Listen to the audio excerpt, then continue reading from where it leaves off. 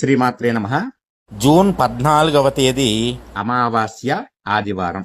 అధిక అమావాస్య అంటారు, అధిక మాసంలో వస్తుంది కాబట్టి. మళ్ళీ ఇలాంటి అధిక అమావాస్య రావాలంటే 3 ఏళ్లు వెయిట్ చేయాలి మీరు.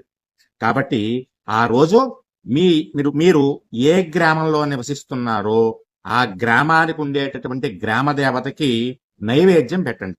ఏ నైవేద్యం? పంచభక్ష పరమాన్నాల నైవేద్యం, లేదా పులిహార నైవేద్యం, లేదా పొంగలి, లేదా పాయసం, లేదా బెల్లం ముక్క, లేదా కొబ్బరికాయ, ఏదో ఒకటి చక్కగా నైవేద్యం పెట్టండి.